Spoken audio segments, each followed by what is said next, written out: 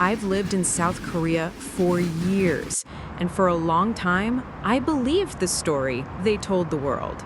Tech paradise, cultural powerhouse, model democracy. But here's the question. How can a country celebrated as a global success story hide such deep cracks beneath its glossy surface? Today, I'm opening up about what years here have shown me, because every paradise has a cost, and Korea's cost is hidden behind double standards. If the brand is spotless, what's the stain no one wants you to see? When I first arrived, Seoul felt like the future. Neon signs glowing, coffee shops packed at midnight, a skyline that screams ambition. But in those early months, I didn't notice the small details. The pauses before certain topics, the way conversations would steer away from politics, history, or uncomfortable truths. Back then, I thought nothing of it. I once asked a local friend about protests I saw downtown. They froze, changed the subject, and laughed it off. That moment stuck with me. When a topic makes a room go quiet, you've touched the country's real story. Ready to hear it? When I first moved here, I thought I knew Korea's history, the headlines, the museum plaques, the big dates. But living here taught me something different. History isn't locked away in archives. It's in everyday conversations, in the way people talk and don't talk about the past. And when that story starts, most people point to one place: Japan. Classrooms repeat it, talk shows repeat it, daily conversations repeat it. The opening lines barely change. You're told Japan never apologized, Korea was only a victim, and forced labor means everyone was forced. But the record shows something different. Many wartime laborers applied, signed contracts, and were paid. Thousands entered Japan illegally for higher wages. Collaboration existed in administration and business. And Korea's own Vietnam-era war crimes and crackdowns at home receive far less attention. South Korea's story starts with injustice, Japanese rule, colonial suffering, the fight for liberation. That matters. But here's the double standard.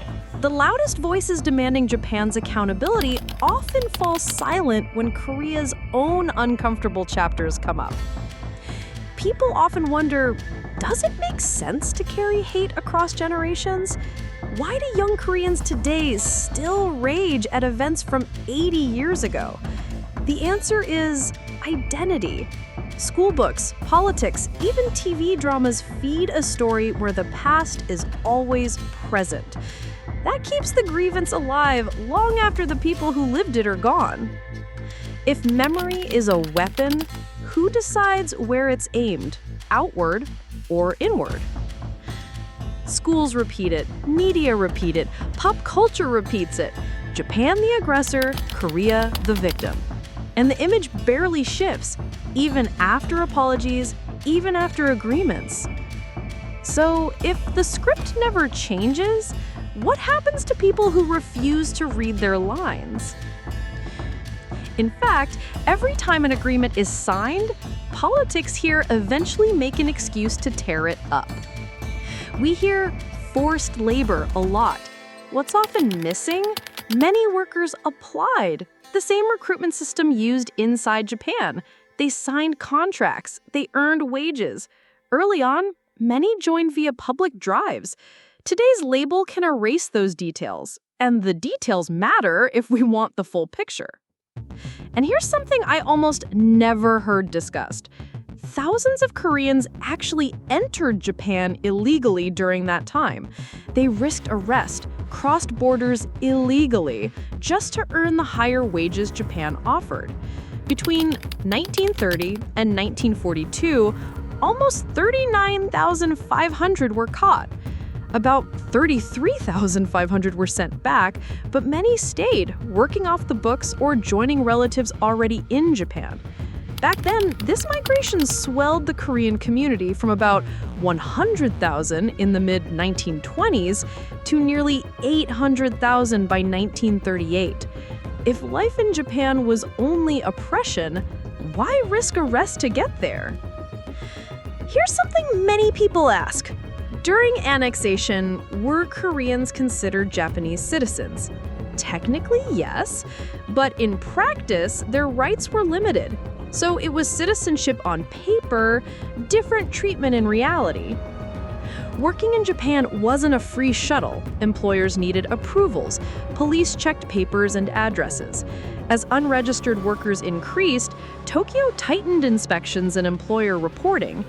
By the late 1930s, most moves ran through official recruiters. Free job hopping got harder. What about today? The Zainichi live under mixed statuses. Roughly 400,000 have naturalized, Japanese citizens now. About 290,000 hold special permanent resident status, long-term but not citizens. Most in that group use South Korean passports. Some keep the old Chosun registration, neither north nor south. A small number are stateless. Japanese citizens of Korean descent, South Korean nationals, and Chosun-registered residents live side by side. The annexation story didn't end in 1945. It still shapes identities even today. It just changed paperwork. The feeling stayed. And this is why the anti-Japan narrative isn't just about the past. It's a political tool in the present. It shapes identity, rallies public opinion, and distracts from problems at home. From South Korea's role in the Vietnam War to its crackdowns at home, the spotlight always points outward, rarely inward. Point long enough at someone else, and they stop seeing the cracks at their feet. And once you notice that pattern, you can't unsee it. So, what could heal this rift? Agreements have been signed, reparations paid, even cultural waves like K-pop and anime have crossed borders. Without a shared story of the past, peace stays temporary. Until both sides tell the same history, not competing ones, peace remains fragile. As long as the stories clash, the future does too.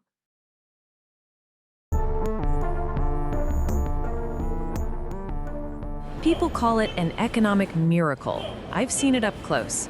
Samsung, Hyundai, LG. Not just companies, empires. And empires write rules, not just profits.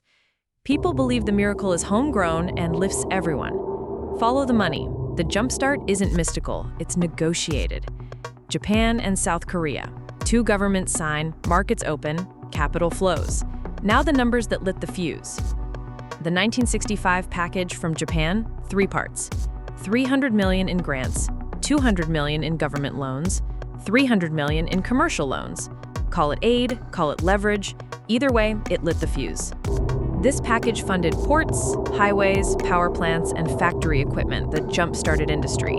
The gains pooled around Chaebol's and the capital, not everywhere. When I first arrived, I was impressed. Skyscrapers, bullet trains, global brands. Stay longer and you notice the gears.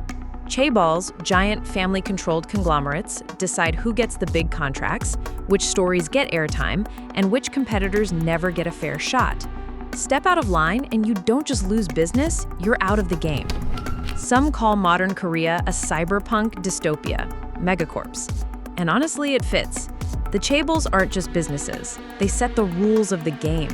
For many Koreans, their entire life, job, home, even news, runs through Chaebol's orbit. Here's what most people skip. The 1965 treaty didn't just restart ties, it primed the pump. Roughly 800 million in grants and loans. Not just cash, fuel. Ports, power, highways, factory gear, often bought from Japan. That, plus US backing and Seoul's export drive, lit the first big push. But those purchases built something else too, dependency. You don't feel it until the seller flips a switch. August 2019, Japan drops Korea from its whitelist. The fast lane vanishes. Key inputs, including chip chemicals, need case-by-case approval. Purchases slow, schedules slip. Seoul later asks for reinstatement. Why it matters? When Tokyo tightens the valve, Korea's biggest factories feel it fast. If one policy in Tokyo can slow Korea's biggest factories, how secure is the miracle? Seoul said it would build its own tech and stop relying on Japan. That didn't fix the shortage for those key parts. Later, the foreign minister asked Tokyo to restore whitelist status. The swing from "we can replace it" to "please restore access" shows how hard it is to buy these materials elsewhere or make quick substitutes. It also shows how much the Chaebols still depend on Japanese inputs. Korea's economy isn't as strong as the slogans, and you can feel it in empty factories, shrinking cities, and workers left behind. Now, if one policy change in Tokyo can slow Korea's biggest factories, what does that look like on the ground? Uneven. Busan, the country's second biggest city, once a booming port and industrial hub. Now, shrinking population, empty factories, neighborhoods past their prime. While Seoul soaks up the spotlight and the money, Busan is still asking where its share of the miracle went. What do you call a miracle that skips half the map? You often hear, Korea stands on moral high ground and balances China. Before balance, remember the baseline survival. Rewind to 1950. Beijing enters under the People's Volunteer Army. Over 1 million Chinese troops cross the border to back North Korea. That's the scale South Korea had to survive before anyone used the word balance. And balancing China today? Not easy. It's Korea's biggest trading partner, and a lever Beijing has pulled hard. In 2017, over THAAD, China squeezed tourism and retail. Losses ran into the trillions of won as group travel collapsed and major retailers took hits.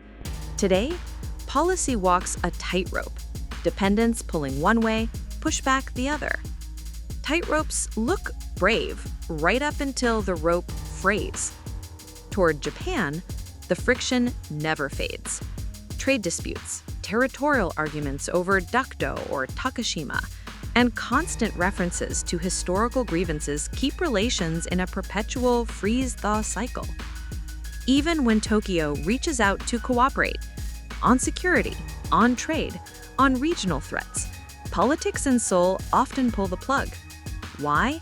Because the public narrative, drilled in for decades, frames Japan as the unrepentant aggressor. This framing leaves little room for acknowledging nuance, like Japan's significant contribution to modernize Korea from the annexation period, or the shared security concerns both countries have with China and North Korea. Korean War, the part you rarely hear, Japan wasn't on the sidelines. It supported South Korea through the United Nations Command. Reality check. Japan helped keep South Korea alive in the Korean War. September 1950, Incheon. Under fire. About 60% of the LST's, landing ship tank, were run by roughly 2,000 Japanese crew who knew the coast. Not just ferrying supplies, opening gates, unloading cargo, keeping the lifeline moving. Behind them, Kobe and Yokohama were the engine rooms, assembling supplies, refitting ships, sending troops out. Japan became the repair shop and the hospital. Weapons overhauled under Operation Roll-Up and Operation Rebuild, the wounded treated in Japanese hospitals. 79 Japanese personnel didn't come home. That cost is almost never mentioned. When allies are inconvenient to the true story, the credits roll without their names. If Korea keeps the anger alive, does Japan hate back? In truth, most Japanese don't walk around filled with hatred. What you see instead is fatigue. Ordinary Japanese feel they've apologized enough, while Koreans hear no denial. That gap, one side tired, the other still wounded, keeps the tension alive. Tired meets wounded, and policy becomes therapy no one finishes. Toward China, a different tightrope. Money flows from exports and tourists. Trust does not. After THAAD, Beijing's backlash made that clear. Why the negative views of China? History. invasions, tribute, and today's economic pressure. China is Korea's biggest trading partner, but trust is thin. When politics hit, old memories surface fast. That's why distrust runs deep, even while trade flows. Money moves fast. Trust moves slow. Politics? Faster than both. On paper, balance.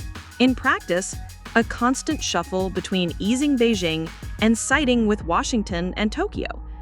Think of a tightrope, frayed. Miss a step, and the drop isn't a bad headline, it's a geopolitical hit.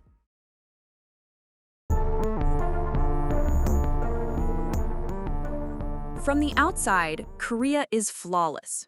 From the inside, you learn it's a balancing act between pride and pressure, progress and control. You see a billboard of happy, smiling K-pop idols and TV stars, glossy and perfect.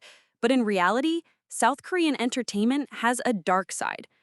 The Burning Sun Club scandal exposed a darker reality. Nightlife tied to celebrities arranging prostitution for VIPs and investors. Women were recruited under the cover of promotion. The casting couch problem never left. Trainees and actresses get pressured by powerful insiders. Do this to move up. Online ads and chat apps push recruitment deeper into the shadows. If the spotlight blinds you, it's not lighting the stage, it's hiding it. And beyond entertainment, prostitution spreads overseas, with many South Korean women coerced into sex work in the US, Canada, Japan, and Australia. Prostitution is illegal under the special law on prostitution, but in reality, sex industry was a South Korea's major export. To fix it, the government tightened laws under the Park administration 2013 to 2017. However, the sex trade didn't vanish, it went underground, and the workers say the new law makes them less safe. Ban the symptom, bury the people. Is that policy or PR? One of the most hidden and shocking pieces, life inside Korea's brothels. I've seen the protests on TV news. Women standing in the cold, holding signs against government crackdowns on brothels. They're not asking for lawlessness, they're asking for fairness. In their words, these measures without alternatives don't save lives. They push people into dangerous, hidden work, cut off from protections. Even the laws that promise rehabilitation and support often go unfulfilled. It's a side of Korea that tourism ads never show. Livelihoods erased without offering a path forward. Voices drowned out by the official narrative. And you start to wonder, how long can a nation live with two faces? How long before the brand it sells collides with the truth it hides? When the mask cracks, do we fix the face or the story? Today, we peeled back the brand and looked at the story behind the narrative. The point isn't to hate South Korea, it's to see clearly, to separate narrative from evidence. And all of this matters today because the cracks are widening. South Korea faces shrinking cities, protests over inequality, and a generation questioning whether the dream is worth the cost. That's the South Korea behind the headlines. If you made it this far, you don't want slogans. You want evidence. Let's reward that. Subscribe now if you value facts over slogans. Drop your take in the comments. And don't miss the next episode. We'll peel back another mask. We'll keep following the facts, wherever they lead. See you in the next video.